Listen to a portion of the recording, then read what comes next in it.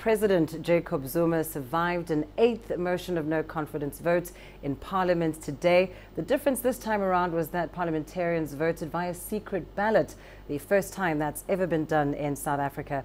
Let's bring you some perspective now. We're joined by Gideon Chitanga in our Johannesburg studios. He is a political analyst at the Center for the Study of Democracy in South Africa. Gideon, thank you so much for your time this evening. It's been called a watershed moment in South African politics, but in your view, how would you describe this no confidence vote against President Zuma?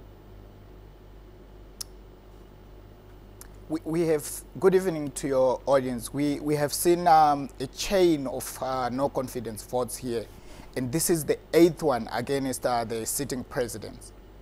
The experience is unprecedented in any constitutional democracy, even by African standards.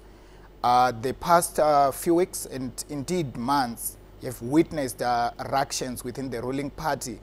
And this time around with this no confidence vote, it looked like there was a big chance that President Zuma would go. Then there was this long period of the court case to determine whether this process was going to be a secret ballot or an open ballot.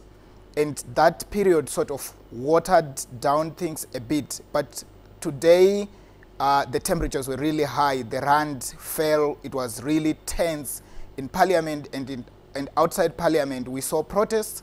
This is indeed a watershed political experience in the South African political history, I would say.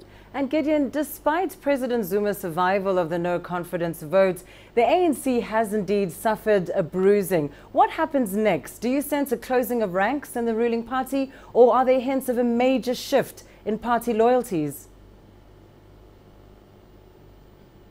There were always two questions about this no confidence vote. One was whether Zuma was going to be removed today as the head of government, and the other was what happens within the ANC in both cases, whether he's removed from the presidency and whether he was retained. I think that there are some of us feel that President Zuma has a chance to change the narrative if he focused on clearing a road towards new elections that would pave the way for a new president and succession within the ANC. But we have seen that is this kind of a political player who wants to fight to the bitter end.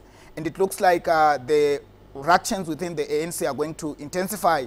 If you look at the statistics of the votes, already there are suspicions that some ANC members might have voted with the opposition.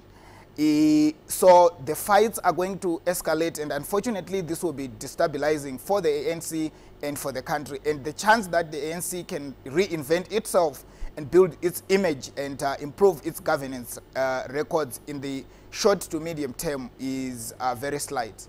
And indeed, we'll have to wait and watch and see what happens to the ANC over the next few months. Gideon Chitanga joining us there from Johannesburg.